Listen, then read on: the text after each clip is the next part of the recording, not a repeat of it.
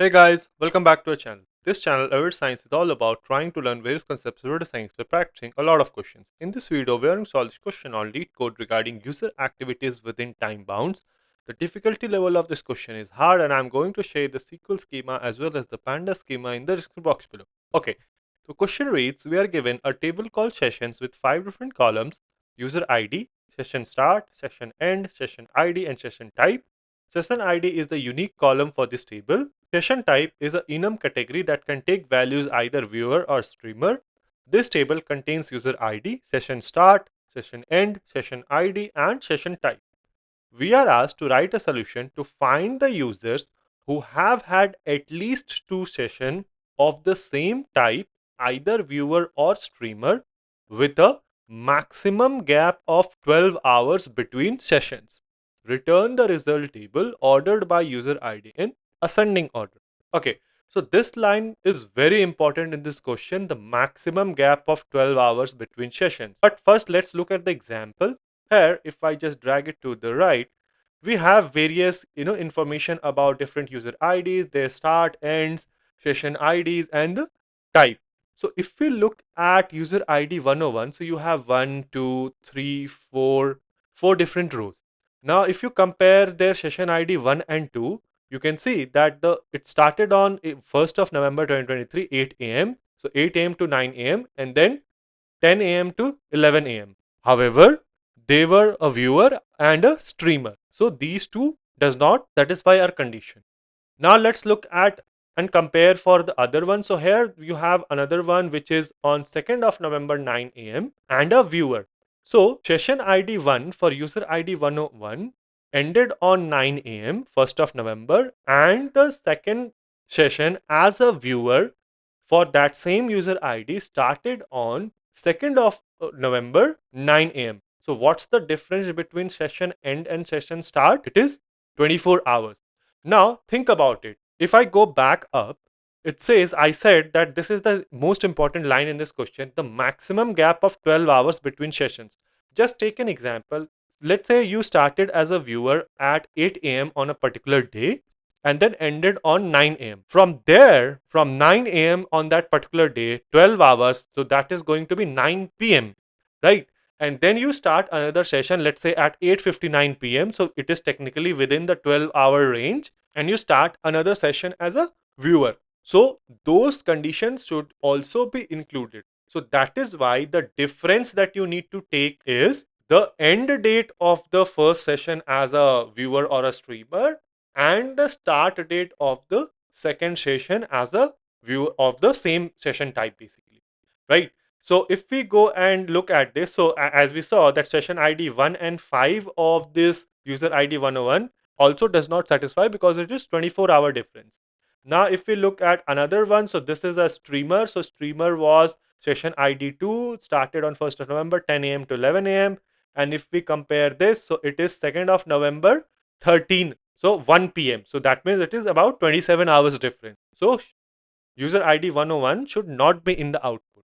Similarly, we can go ahead and look at user ID 102. So if we just look at these two rows, here you are a viewer. So the user ID 102 is viewer for both the session IDs. And if you compare the difference, so it's 1 p.m. to 2 p.m. and then 3 p.m. to 4 p.m. So clearly within the 12-hour gap, and hence user ID 102 should be in the output. And that is what we have, right? So to solve this question, what we can do is either you can use the common table expressions and window functions that, hey, for every user ID and every session type, what is the next session type, when did the session start and end, we can go that route. Or what we can do is we can do this using joins as well, right, which was going to be more direct. So let's do that. So what I'm going to do is, so from this table called sessions aliased as s1, let us perform a inner join of the sessions table, and we are doing an self join, right? So whenever we do a self join, we need to alias the tables as two different things. On, we need it for every user, right? So s1 dot user id is equal to s2 dot user id, and s1 dot session type is equal to s2 dot session type, and then let us keep the certain things. So now, because this table is so huge, like if you return everything, right, it will be very difficult to read. So what I'm doing is let me just return user ID and the different session IDs and their type, and then we can calculate the difference as well. So let us do s1 dot user ID, then s1 dot session ID, then s1 dot session type, and similarly what we can do is we can do the s2 dot session ID and s2 dot session type, just so that we see that the join is working perfectly. Let me go ahead and run this. Let's see what do we get in our output. Okay, so if you look at our output right now, what do we have here is we have that, hey, for user ID 101, you have session ID 5 and 1 both as a viewer, right? And then you have rows like this where you have the same session ID being joined on itself. Now, what we need to do is we need to calculate the difference in hours between these sessions. So what we can do is we can use the timestamp difference function. So timestamp difference we need in second. So let's calculate it in second and then divide by 3600 to get the hours. So that would be better, right? So what we can do is in seconds, and the difference that we need to calculate is, remember we talked about the maximum gap between two sessions being less than equal to 12 hours. So that can be difference between the end time of the first session and the start time of the second session. So s1 dot session end, then s2 dot session start. Now the difference between this, and you divide this entire thing by 3600, and let us alias this as difference. Okay, let me go ahead and run this. Let's see what do we get in our output. So now if you look at our output, what do we have here is, so you see, basically, session ID 1 happened or started before, and then session ID 5 started, right? So we need to make sure that whenever you are joining these, right? So the difference that we're calculating is basically that, okay, hey, session ID, the first session comes first, and then comes the second one, so that the difference actually reflects the correct amount, right? Because here what you see is negative, in negative, right? The difference in hours. So what we can do is, we can also make sure that while you are joining on the user ID and the same session type, make sure that s1 dot session start is less than s2 dot session start. Now, if I go ahead and run this, let's see what do we get in our output. So if you see in our output, what do we have here is we have that, hey, session ID 3 and 4 for user ID 1 or 2. So if we'll compare and look at it, so for user ID 1 or 2, session ID 3 occurred before session ID 4, right? So now it makes more sense. Now what we need to do is we have the differences in hours. Then we need to keep only those rows where the difference is coming out to be between 0 and 12, right? So what we can do is we can keep only those rows where this entire timestamp difference, right? So this entire thing is between, so if I just put it here, is between 0 and 12.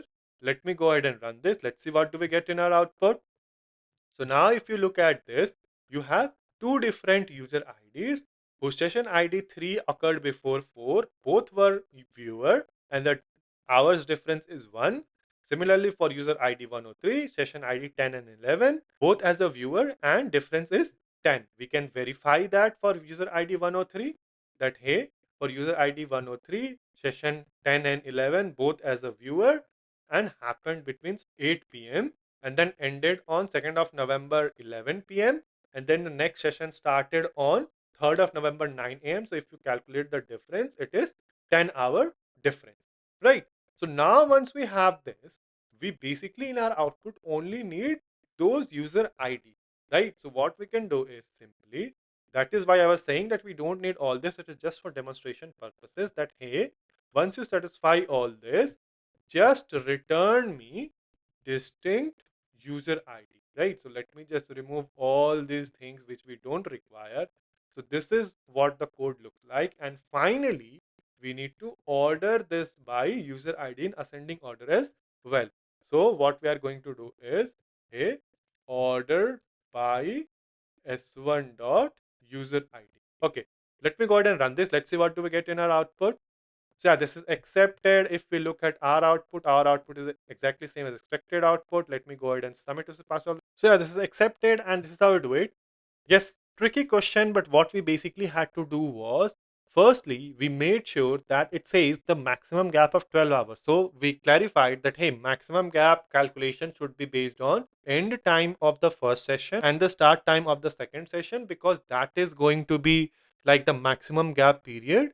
And then what we simply did was we simply perform a self join of the table on itself, using that for the same user ID and same session type, where the first session occurred before the second one, so that it's easier to calculate the timestamp difference. Then we calculated the timestamp difference and divided in seconds, divided by 3600 to get the hours. And we are saying that, hey, if it is less than equal to 12, then you keep only those rows, and then you return me the distinct user ID. So yeah, this is how we do it. Let me know if there is a better, more efficient to solve this question. Let the solution be in the comment section below, and I'll see you guys in the next video.